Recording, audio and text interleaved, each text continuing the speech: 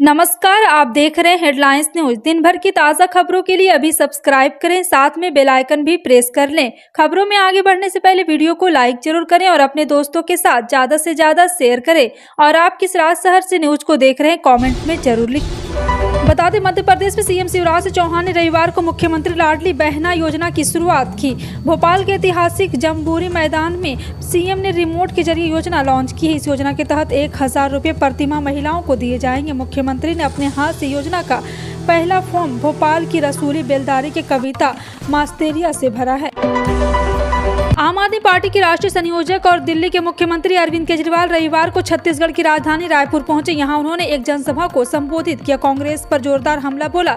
अरविंद केजरीवाल ने कहा कि दोनों पार्टियों ने प्रदेश को लूटा है। आम आदमी पार्टी बच्चों के भविष्य बनाने वाली पार्टी है। केजरीवाल के साथ पंजाब के मुख्यमंत्री भगवंत मान भी मौजूद रहे। अरविंद केजरीवाल ने आगे कहा कि मनीष सिसोदिया जैसे एक साधु आदमी को इन लोगों ने जेल में डाल दिया। 5 साल के भीतर मनीष सिसोदिया ने दिल्ली के सरकारी स्कूलों में सुधार किया और इसलिए उन्हें गिरफ्तार कर लिया गया। छत्तीसगढ़ में इस साल के अंत में विधानसभा चुनाव होने, जिसको लेकर छत्तीसगढ़ में बीजेपी के साथ साथ आम आदमी पार्टी भी सक्रिय हो चुकी है। राज्य में सियासी सरगर्मियां तेज है।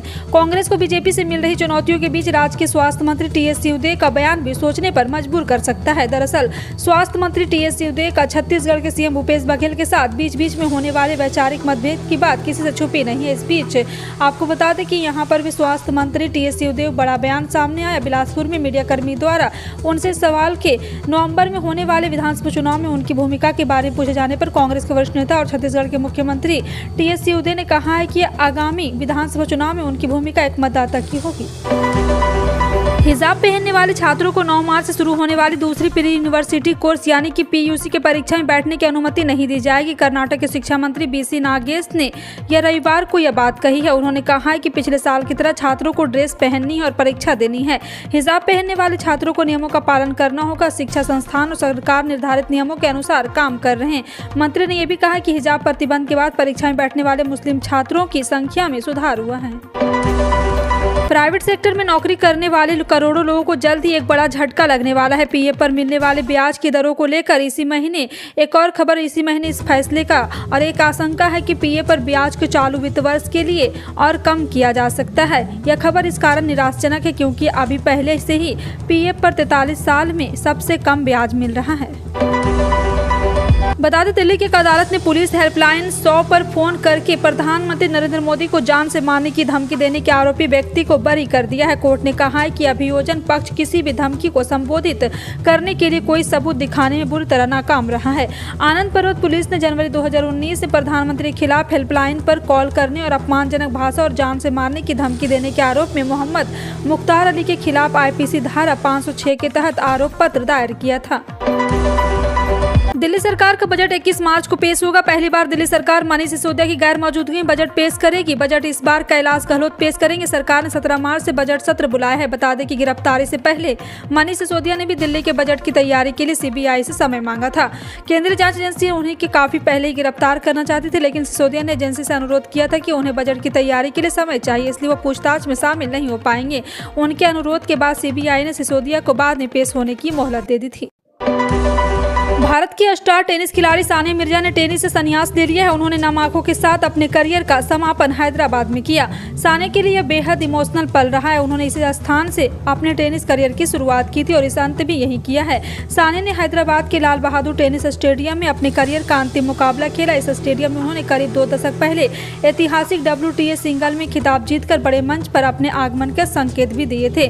सानिया का यह मैच देखने के लिए कई दिग्गज मैदान पर मौजूद थे। रोहन बोपन्ना, युवराज सिंह और उनकी सबसे अच्छी दोस्त बोथानी मार्टेक सैंडर्स भी यहां मैच देखने पहुंची थी। होली के पहले ही सरकार ने करोड़ों गृहिणियों को बड़ा तोहफा दे दिया है। दरअसल सरकार ने अरहर दाल की बढ़ती कीमत को घटाने के लिए तुअर के आयात पर लगने वाला 10% का सीमा शुल्क खत्म कर दिया है।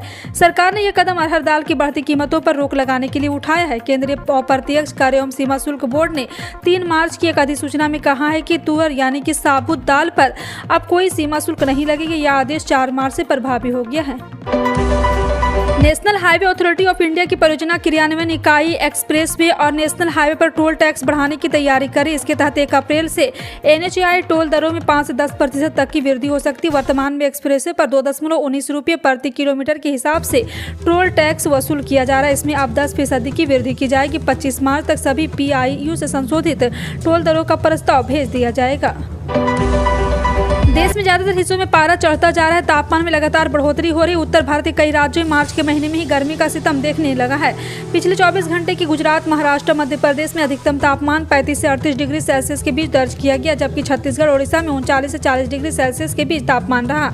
हालांकि राहत की खबर यह है कि मौसम विभाग ने वेस्टर्न डिस्टर्बेंस की वजह से अगले 3 दिनों में देश के कई हिस्सों में आंधी तूफान और बारिश की संभावना जताई है, यानी कि होली से पहले मौसम में बदलाव आने वाला है। भाजपा की तमिलनाडु IT सेल के प्रमुख CTR निर्मला कुमार रविवार को पार्टी छोड़कर अन्नाद्रमुक के अंतरिम महासचिव के पलानीस्वामी की मौजूदगी पार्टी में शामिल हो गए। ऐसी खबर है कि निर्मला कुमार और प्रदेश भाजपा अध्यक्ष अन्नामलाई के बीच संबंध पिछले 1 साल से अच्छे नहीं थे। निर्मल कुमार ने एक सोशल मीडिया पोस्ट में कहा कि मैं पिछले 1.5 साल से पार्टी के लिए काम कर रहा था। इस दौरान मैंने बहुत सारी समस्याओं और शर्मिंदगी का सामना किया। ईमानदारी और समर्पित रूप से काम करने के बावजूद मुझे केवल पीड़ा मिली है। हिमाचल प्रदेश के स्कूलों में शिक्षकों की भारी कमी है। राज्य में शिक्षकों के 12,000 पद खाली हैं। वहीं अब राज्य सरकार छात्रों के शून्य नामांकन वाले स्कूलों को बंद करने का फैसला किया है। बंद किए जाने वाले स्कूलों में प्राइमरी और मिडिल स्तर के विद्यालय शामिल है। हिमाचल प्रदेश के शिक्षा मंत्री रोहित ठाकुर ने रविवार को कहा कि छात्रों के शून्य नामांकन वाले 286 प्राथमिक और माध्यमिक विद्यालय के गैर अधिसूचित कर दिया गया है, यानी कि अब इन स्कूलों को बंद कर दिया जाएगा। इनमें 228 प्राइमरी और माध्यमिक विद्यालय शामिल है। मंत्री ने कहा कि इन विद्यालय के शिक्षण और गैर शिक्षण कर्मचारियों को कर्मचारी की कमी वाले विद्यालय में स्थानांतरित कर दिया जाएगा। रूस यूक्रेन के बीच जारी जंग में रूसी सेना ने यूक्रेनी फौज को पीछे हटने पर मजबूर कर दिया है। बाखमुत में यूक्रेन के करीब 4,000 नागरिक फंसे हैं। लोग बिना पानी और बिजली के रहने को मजबूर हैं। बाखमुत को लेकर institute for the study for वार ने बड़ा दावा किया है। रिपोर्ट में कहा गया कि बाखमुत से यूक्रेनी फौज कभी भी पीछे हट सकती। यूक्रेनी फौज स्ट्रेटजी के तहत बाखमुत में कई ब्रिजों को नष्ट कर रही है। यूक्रेनी सेना ने बाखमुत्विका नदी और वेस्ट बाखमुत में 2 ब्रिज उड़ा दिए हैं। राजस्थान की राजधानी विधानसभा चुनाव से पहले जातिगत जनगणना और OBC आरक्षण के मुद्दे को हवा मिल गई है। जहां शहर के विधान नगर और नगर स्टेडियम में रविवार को जाट महाकुंभ का आयोजन हो रहा है, जिसमें बीजेपी, कांग्रेस के अलावा कई पार्टियों के शीर्ष नेता मौजूद हैं। वहीं महाकुंभ में प्रदर्शन और दूसरे राज्यों से भी जाट समाज कई नेता शामिल हुए। महाकुंभ के दौरान राजस्थान में जातिगत जनगणना करवाने के साथ ही OBC आरक्षण 21 से बढ़ाकर 27% करने की मांग करते हुए जाट समुदाय के नेताओं ने सियासी हुंकार भरी है। अंतर्राष्ट्रीय बाजार में कच्चे तेल की कीमतों में बढ़ती और असर भारत में भी दिखा है। जी हां, यही वजह है कि रविवार को भी कई बड़े शहरों में पेट्रोल डीजल के दाम में बढ़ोतरी देखने को मिली। दिल्ली, गुरुग्राम, नोएडा, पटना जैसे शहरों में तेल के दाम बढ़े हैं। वहीं लखनऊ में पेट्रोल डीजल सस्ता हो गया। जानिए आज के पेट्रोल दाम। जी हां, आपको बता दें कि दिल्ली में रविवार को प्रति लीटर पेट्रोल के दाम 96.72 रुपये, डीजल 89.62 रुपये प्रति लीटर दर्ज किया गया। नोएडा में पेट्रोल के दाम 96.65 रुपये दर्ज किया गया। बीते हफ्ते गोल्ड और चांदी का रेट बढ़ा है। जानकार बता रहे हैं कि यहां पर सोने और चांदी के रेट में लगातार बढ़ोतरी दर्ज की जा रही है। जी हां, आपको बता दें कि पिछले हफ्ते सोने के भाव में लगातार गिरावट दर्ज की गई थी, लेकिन इस बार सोने और चांदी के दाम में बीते हफ्ते 24 कैरेट सोने के रेट बढ़ा है। सोने का रेट शुक्रवार को 56,103 रुपये प्रति 10 ग्राम के स्तर पर था। वहीं सोने का रेट सोमवार को 55,666 रुपये के स्तर पर आ पहुंचा है।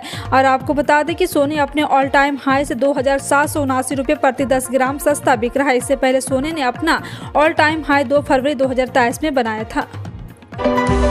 एग्जाम टाइम में स्टूडेंट का नर्वस होना आम है। परीक्षा के दिनों में स्टूडेंट मानसिक तनाव से जूझते रहते हैं। कई बार वो एग्जाम फोबिया का शिकार हो जाते हैं। परीक्षा के भय से घबराहट, परेशानी ज्यादा हो जाए तो एग्जाम पर बुरा प्रभाव पड़ता है। पिछले 3 साल में एग्जाम फोबिया के शिकार स्टूडेंट की संख्या हर साल बढ़ी है। कोरोना काल के बाद तो इनकी संख्या दुगनी पहुंच गई।